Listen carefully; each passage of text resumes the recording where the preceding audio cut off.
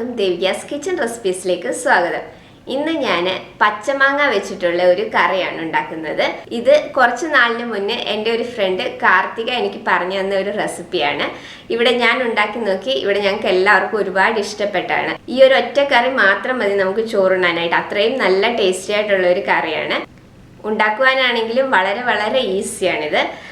കുറച്ച് എരിവും പുളിയും ഒക്കെ ഉള്ള ഒരു കറിയാണ്. നല്ല ടേസ്റ്റി ആയിട്ടുള്ള കറിയാണ്. അപ്പോൾ നമുക്ക് പച്ചമാങ്ങ മുളകിട്ടത് എങ്ങനെയാണ് ഉണ്ടാക്കുന്നതെന്ന് നോക്കാം. അപ്പോൾ നമുക്ക് മാങ്ങ മുളകിട്ടത് ഉണ്ടാക്കാം. അതിന് വേണ്ടിയിട്ട് ഞാനിവിടെ 2 മീഡിയം സൈസിലുള്ള പച്ചമാങ്ങയാണ് എടുത്തിരിക്കുന്നത്. ഇതിലൊരു മാങ്ങ കുറച്ച് വിളഞ്ഞ മാങ്ങയാണ്. അപ്പോൾ അതുകൊണ്ടാണ് ഇതുപോലൊരു ചെറിയ മഞ്ഞ കളറുള്ളത്. പക്ഷേ ഇതിന് മധുരമൊന്നും വന്നിട്ടില്ല, നല്ല പുളിയുണ്ട്. അപ്പോൾ അതുകൊണ്ടാണ് ഞാനിത് എടുത്തിരിക്കുന്നത്. അപ്പോൾ കുറച്ച് പുളിയുള്ള മാങ്ങയാണ് ഇതിന് നല്ലത്.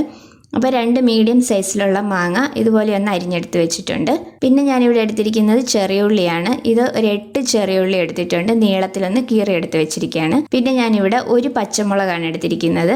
പിന്നെ നമ്മളിതിൽ എരിവിന് വേണ്ടിയിട്ട് മുളക് പൊടി ചേർക്കുന്നുണ്ട്. പിന്നെ നിങ്ങൾക്ക് പച്ചമുളക് കൂടുതൽ വേണം എന്നുണ്ടെങ്കിൽ കൂടുതൽ ചേർത്ത് കൊടുക്കാം. പിന്നെ കറിവേപ്പില എടുത്തിട്ടുണ്ട്. അപ്പോൾ ഇനി നമുക്കിത് കറി ഉണ്ടാക്കാം. അപ്പോൾ അതിനുവേണ്ടി ഒരു മൺചട്ടി ചൂടാവാൻ വെച്ചിട്ടുണ്ട്. ചട്ടി ചൂടായി കഴിയുമ്പോൾ അതിലേക്ക് നമുക്ക് 1/2 ടേബിൾ സ്പൂൺ വെളിച്ചെണ്ണ ഒഴിച്ചു കൊടുക്കാം. എണ്ണ ഒന്ന് ചൂടായി വന്നു കഴിയുമ്പോൾ അതിലേക്ക് കടുക് ഇട്ട് കൊടുക്കാം.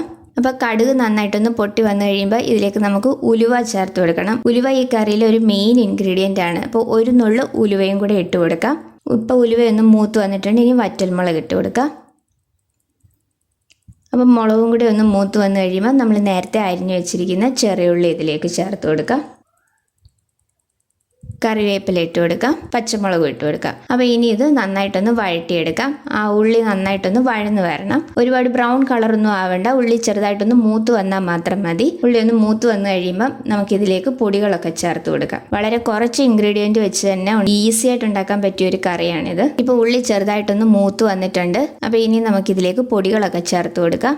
1/4 ടീസ്പൂൺ മഞ്ഞൾപ്പൊടി. ഇനി ഇതിലേക്ക് മുളക് പൊടിയാണ് ചേർത്ത് കൊടുക്കുന്നത്. 3 ടീസ്പൂൺ മുളക് പൊടി ചേർത്ത് കൊടുക്കാം.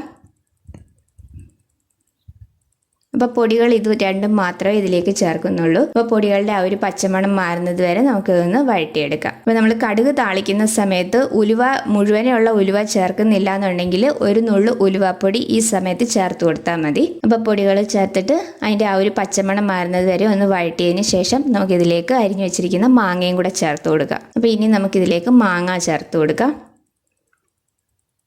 അപ്പോൾ മാങ്ങയും കൂടെ ചേർത്തിട്ട് നന്നായിട്ട് ഇതെല്ലാം ഒന്ന് വഴറ്റിയെടുക്കാം. അപ്പോൾ ഈ ഒരു കറിയിലേക്ക് നമ്മൾ ഇഞ്ചി വെളുത്തുള്ളി ഒന്നും ചേർക്കുന്നില്ല.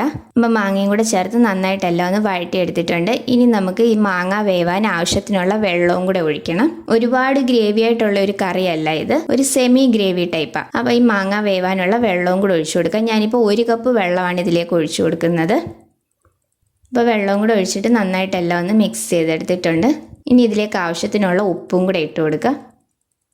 ഉപ്പും കൂടി ഇട്ട് നന്നായിട്ടെല്ലാം ഒന്ന് മിക്സ് ചെയ്തിട്ട് നമുക്കിത് അടച്ചു വെച്ച് നന്നായിട്ട് ഈ മാങ്ങയൊന്ന് വെന്ത് വരണം. ഒരുപാട് വെന്തങ്ങ് ഉടഞ്ഞു പോകുമൊന്നും വേണ്ട, പക്ഷെ മാങ്ങ നന്നായിട്ട് വെന്തിട്ടും ഉണ്ടാവണം. ഒരു 5 മിനിറ്റ് ഒന്ന് അടച്ചു വെച്ചാൽ മതി. മാങ്ങ ആയതുകൊണ്ട് പെട്ടെന്ന് തന്നെ വെന്ത് കിട്ടും.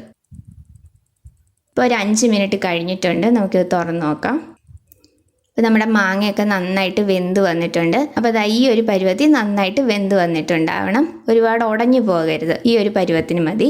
ആ ചാറ് കുറച്ചൊന്ന് കുറുകി വന്നിട്ടുണ്ട്. അപ്പോൾ ഈ ഒരു ഗ്രേവിയാണ് ഈ കറിക്ക് വേണ്ടത്. നല്ല ടേസ്റ്റി ആയിട്ടുള്ള ഒരു കറിയാണ്. ഒരുപാട് ഇൻഗ്രീഡിയൻസ് ഒന്നും വേണ്ട. വളരെ കുറച്ച് ഇൻഗ്രീഡിയൻസ് വെച്ചിട്ട് നല്ല ടേസ്റ്റി ആയിട്ട് എളുപ്പത്തിൽ ഉണ്ടാക്കാൻ പറ്റിയ ഒരു കറിയാണ്. ഈ ഒരു ഒറ്റ കറി മാത്രം മതി നമുക്ക് ചോറുണ്ണാനായിട്ട്. അത്രയും നല്ല ടേസ്റ്റി ആയിട്ടുള്ള കറിയായത്. അപ്പോൾ ഈ ഒരു കറി 2-3 ദിവസം നമുക്ക് പുറത്ത് വെച്ചിരുന്ന് തന്നെ യൂസ് ചെയ്യാവുന്ന ഒരു കറിയാണ്. കേടാവത്തില്ല. നമ്മൾ ഫ്രിഡ്ജിലൊന്നും വെക്കേണ്ട ആവശ്യമേ ഇല്ല. പുറത്ത് വെച്ചിരുന്ന് തന്നെ 2-3 ദിവസം നമുക്ക് യൂസ് ചെയ്യാം. അപ്പോൾ ഇനിയിപ്പം മാങ്ങയുടെയൊക്കെ സീസൺ ആവുകയാണല്ലോ. അപ്പോൾ പച്ചമാങ്ങ കിട്ടുമ്പോൾ എല്ലാവരും ഇതൊന്ന് ട്രൈ ചെയ്ത് നോക്കണം. ട്രൈ ചെയ്തിട്ട് നിങ്ങളുടെ അഭിപ്രായങ്ങൾ കമൻസിലൂടെ അറിയിക്കണം. വീഡിയോ ഇഷ്ടമായിട്ടുണ്ടെങ്കിൽ ലൈക്ക് ചെയ്യാനും ഷെയർ ചെയ്യാനും സബ്സ്ക്രൈബ് ചെയ്യാനും മറക്കരുത്. അപ്പോൾ അടുത്ത വീഡിയോയിൽ വേറൊരു നല്ല റെസിപ്പി ആയിട്ട് കാണാം. താങ്ക്